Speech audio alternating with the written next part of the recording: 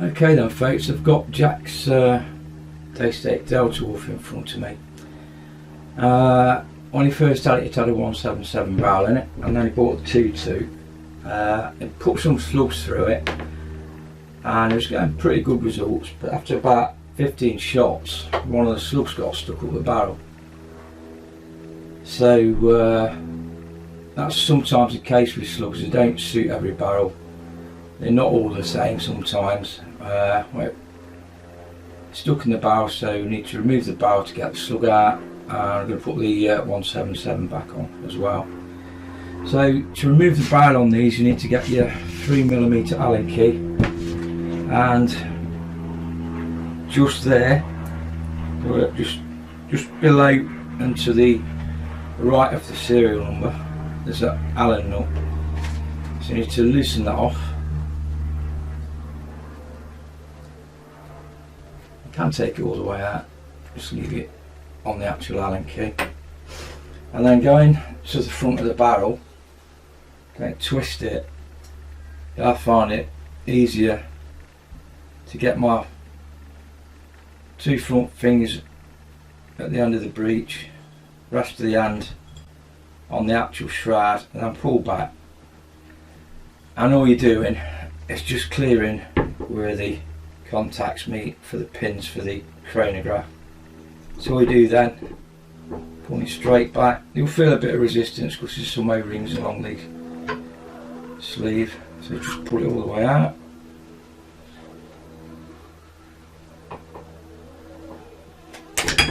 And the barrel is out. So that's the barrel off. Remembering, whenever you work on a rifle, make sure there's no magazines in it, which there's not. The good thing about these electronic rifles, until you actually take it from safe to fire, it's switched off anyway, so they are safe that respect. So what we need to do next on this one is actually fitted butt riser pad there, so we need to get that off. Same again, I think that's a 3mm Allen nut on that.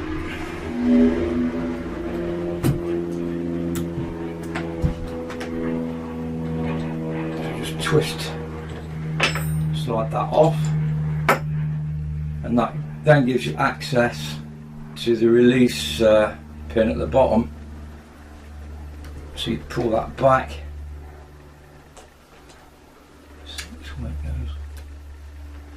put it back towards me, and you can slide then the butt plate off. Once the butt plate's off, you can then get to the battery. I'll just put a little tab on that so the battery can be pulled back, and then just below the battery you've got a plug at the end there. I don't know if you can see that, just there. So that needs to come out. Before that comes out, we're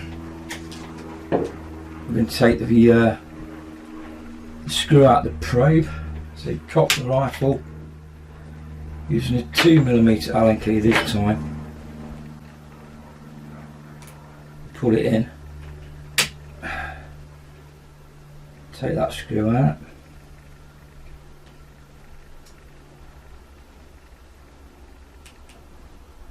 you don't have to worry about, once the screw's out, you don't have to worry about the probe falling forward or anything like that. I'll show you why.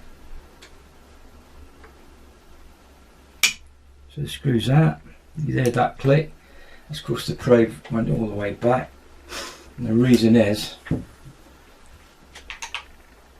using the 3mm Allen screw, you unscrew the end cap, it's just a plug to get to the fill probe basically. So it comes off, and what you'll find is on the end of that plug there's a strong magnet. When it comes out, it brings out the fill probe with it.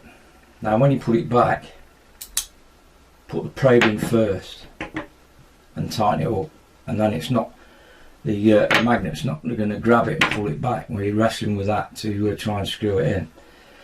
Also, on the end of the field probe, you'll see a hole on one side. That side points to the actual transfer port,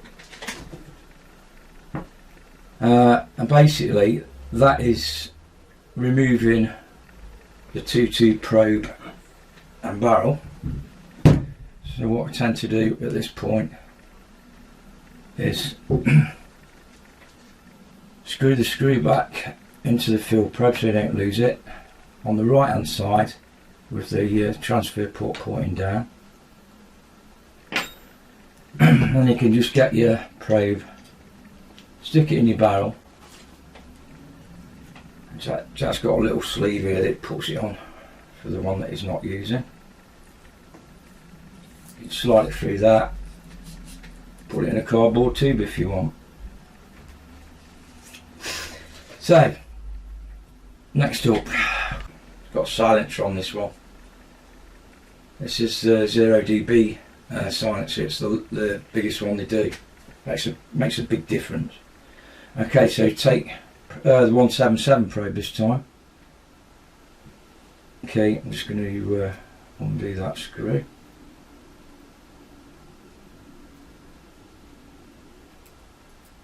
I mean, this is probably a 5-minute job. It's taking long because I'm explaining it a little bit. Making sure the actual hole in the probe is pointing down. Shove it through the hole.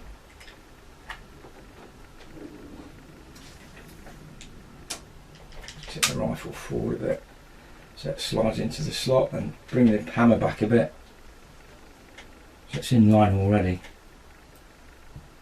So what I'm going to do now, just tighten that back up.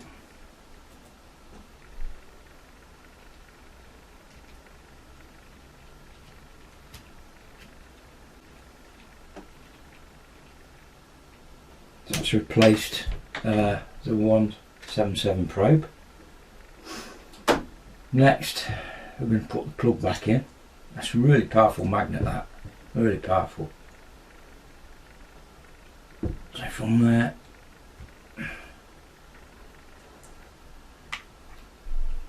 line it up with the hole.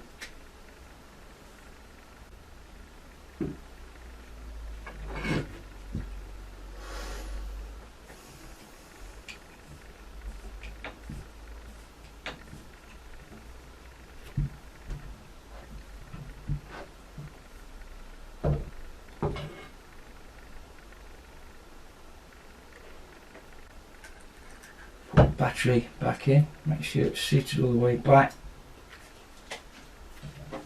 and then on the end of the butt pad there's a little spring loaded nipple on it. That goes in head first. Just slide it onto that, so that's locked in place by the little catch. Slide back on. It's a little bag rail. Tighten that up.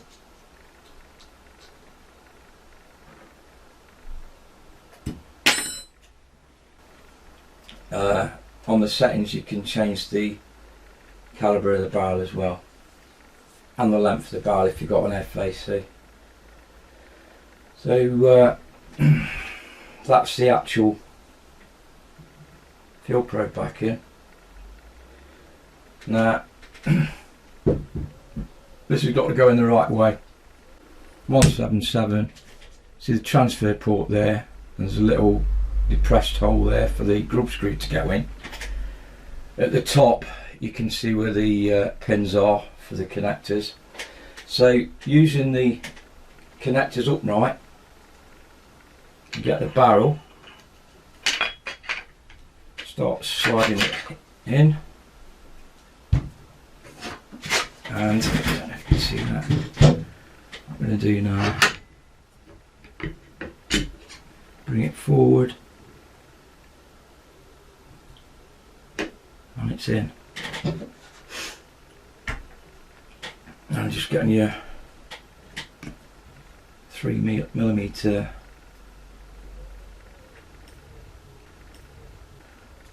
put it on there.